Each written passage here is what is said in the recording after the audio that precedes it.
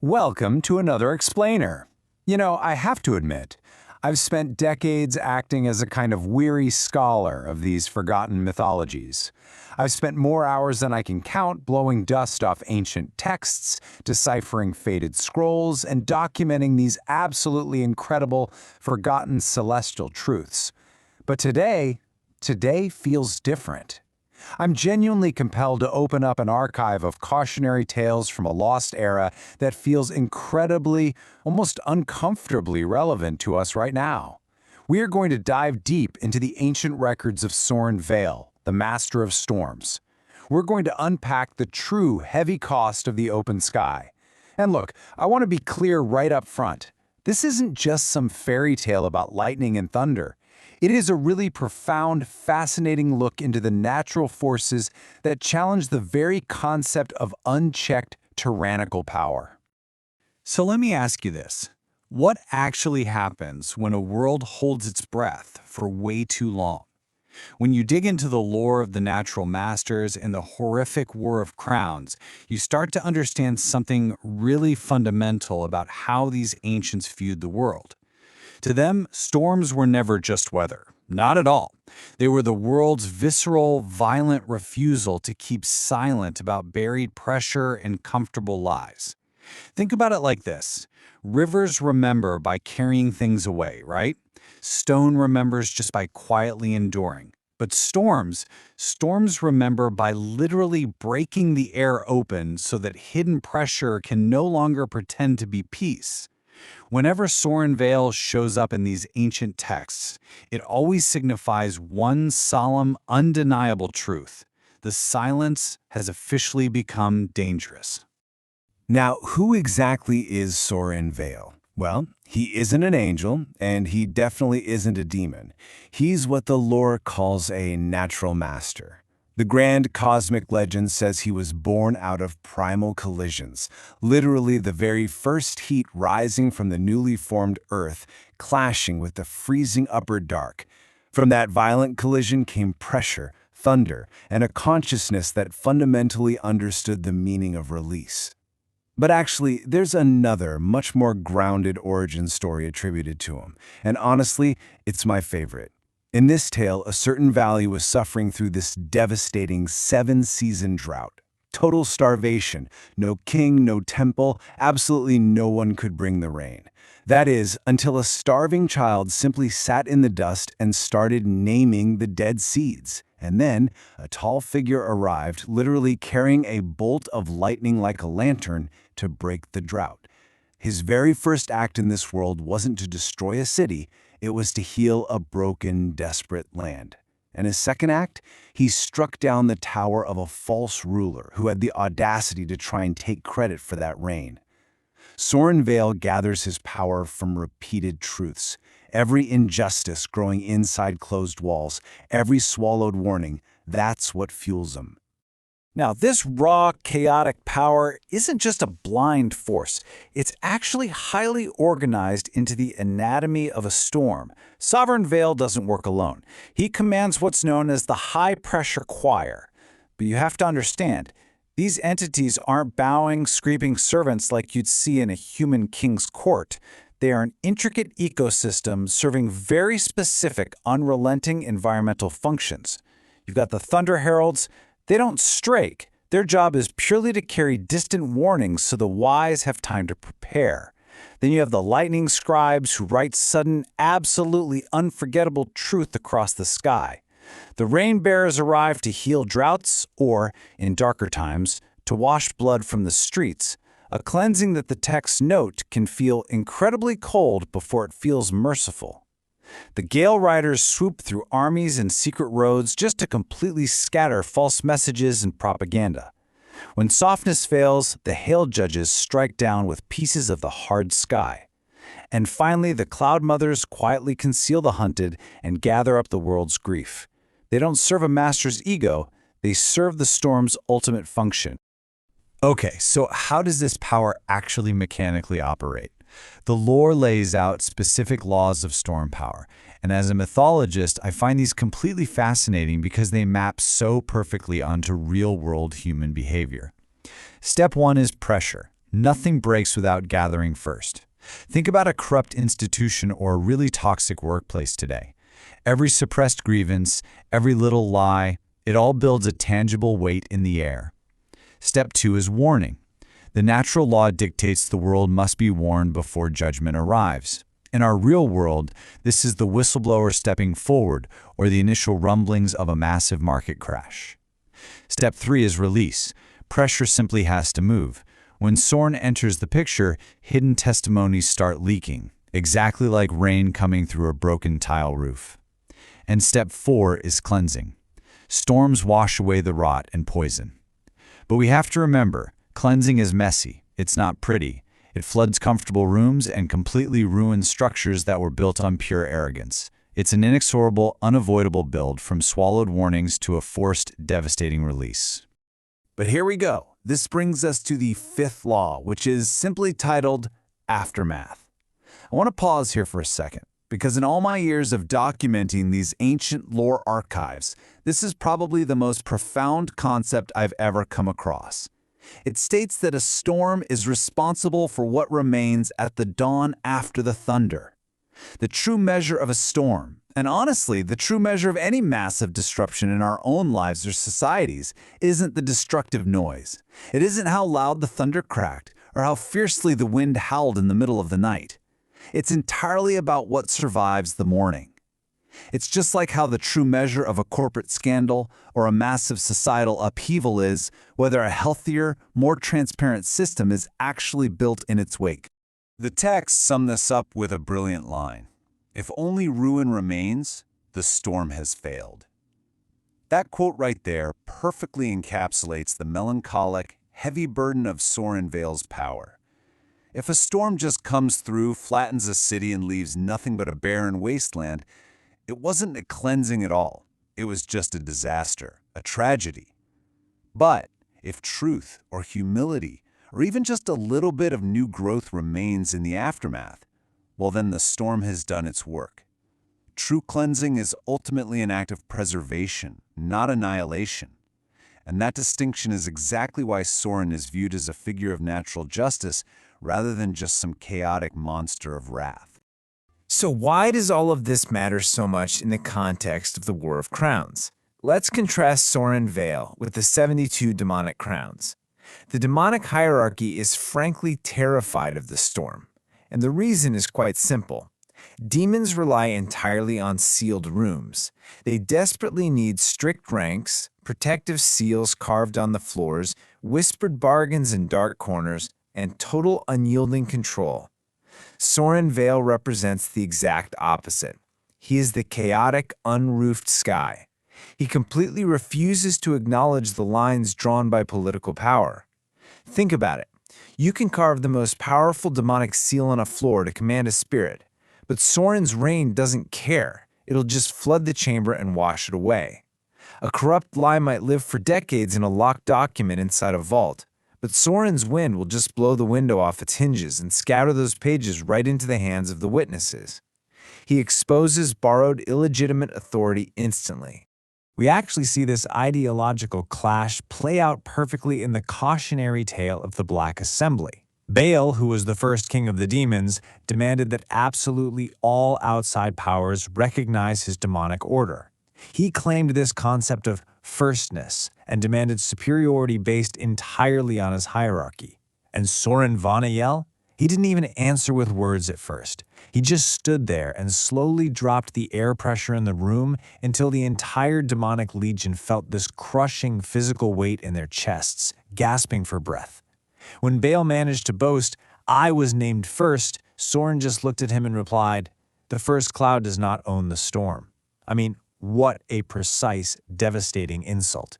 He taught the first king right then and there that the gathering of natural truth will always matter far more than your fabricated political position. Then we see a very different, almost elegant kind of meeting with Baal, the demon of fire. Fire and lightning fundamentally recognize each other as kin. The story goes that Baal had left a portion of his ember with a mortal mediator, fully expecting this mortal to worship it. Soryn stepped into the mediator's dream, but surprisingly, he didn't extinguish the demonic flame. Instead, a tiny strike of lightning hit the ember, splitting it into a perfectly guarded ring. Vael challenged him, saying, "You make fire obedient." And Soryn replied with this incredible line, "I make it answerable." He didn't destroy the fire, he taught it humility. He proved the absolute necessity of restraint, showing that power given out of pride must always be restrained by weather, by witness, and by consequence. Now, this tension absolutely skyrocketed when dealing with the lesser, more arrogant manipulators. These low-ranking demons actually thought they could outsmart the sky itself. They hid their dirty, corrupt contracts in remote caves, abandoned railway tunnels, deep underground treasuries. They literally thought physical distance would save them. So Soryn initiated what the text called the Thunder Trial. For 40 merciless nights, he specifically targeted them. It was wild. Rain literally fell upward inside a corrupt minister's private chamber. Lightning precisely struck the heavy iron locks off of rooms where innocent witnesses were being illegally held. And the thunder?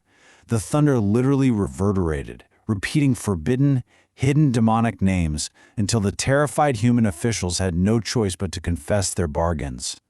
These lesser demons learned brutally that distance cannot hide a dirty bargain from a traveling storm. Soryn marked every single one of them with a strange, lingering stormlight, ensuring the sky had become a permanent, glowing witness to their lies. This escalating, chaotic war of crowns eventually leads us to the incredibly important tale of mortal ambition, focusing on a mediator named Illian Mar. Consider the sheer, terrifying speed of this escalation for a moment. At exactly noon, the demon Belial simply erases an entire country from the map. By the afternoon, sheer unadulterated paranoia has completely gripped every human government and every demonic crown. Nobody trusts anyone. By dusk, Illian Mar, who is carrying these borrowed demonic gifts, is desperately trying to navigate this apocalyptic chaos. And right at sunset, the storm finds Illian walking alone on a frightened, empty road in the silver rain. Illian, being wise, realizes immediately this isn't normal weather.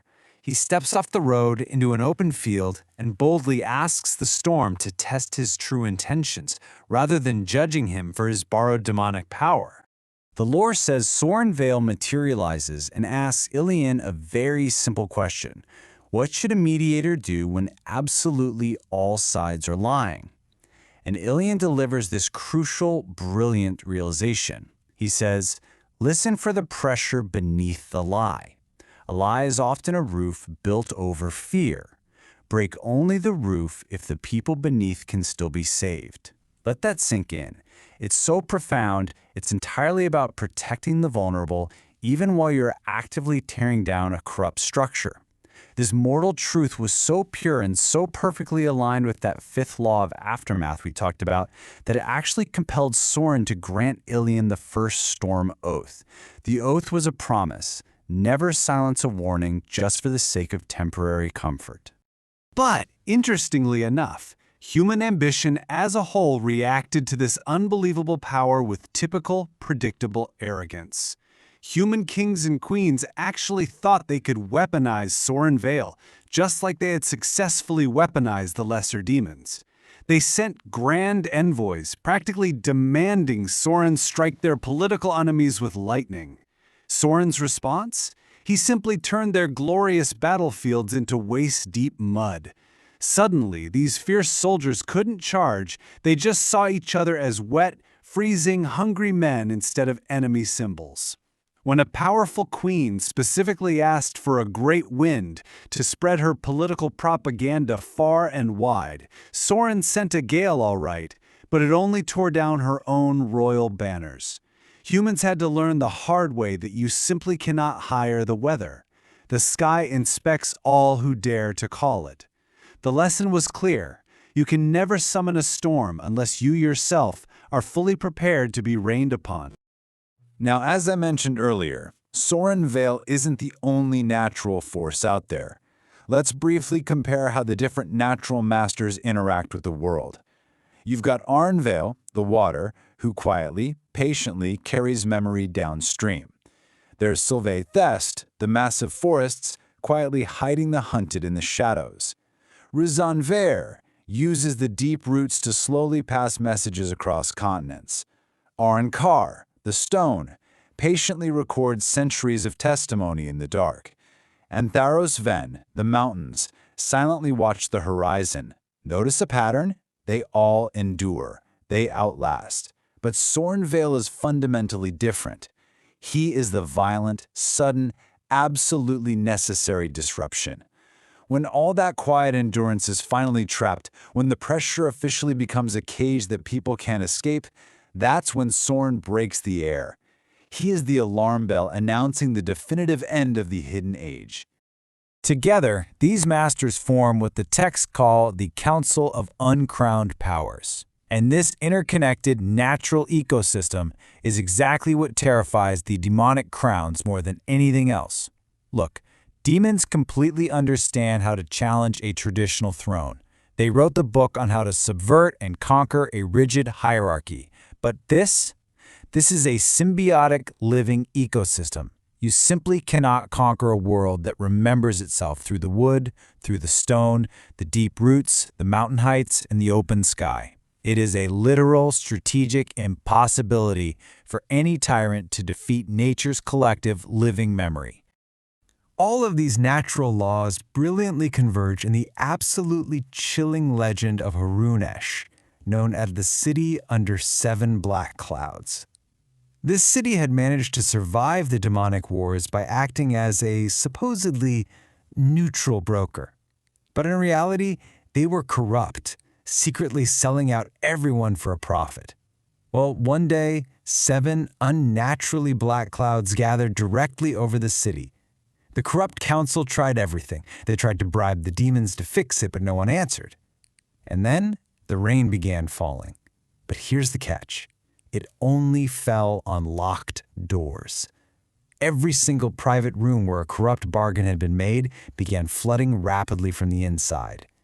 The city council panicked and tried to flee through their secret underground tunnels, but the roots informed the storm where they were going, the stones remembered their desperate footsteps, and the water carried their secret names right out into the public square. Harunesh didn't fall that day. It was forcefully cleansed. It was forced to abandon secrecy entirely, and it rebuilt itself in the storm's aftermath under a strict new law of total transparency. So as we pull all these threads together, the crucial point we have to take away from this archive reading is Soryn's ultimate timeless lesson for the War of Crowns. Delay is incredibly dangerous. As the text says, thunder is not the beginning of the storm. It is the moment denial can no longer pretend to be calm. Think about how true that is. A false peace, a peace built entirely on silenced grievances, buried warnings, and secret, toxic bargains, is nothing but an engraved invitation for the thunder. The lesson is to speak up before the pressure becomes a full-blown catastrophe. Open the window yourself before the storm decides to completely break your roof. Which brings us to the end of our explainer today. As I close these dusty, ancient records and put them back on the shelf, I really want to leave you sitting quietly with the weight of this final, lingering warning. Look closely at your own life right now. Look at our societies, our workplaces, the structures we all rely on every day. When the sky inevitably breaks over your sealed rooms, what is going to be left in your aftermath? Will it be total ruin, or will it be hard truth, humility, and the foundation for new growth? Thank you so much for exploring these forgotten celestial truths with me today. I truly hope you walk away from this with a profound, healthy respect for the storms in our lives.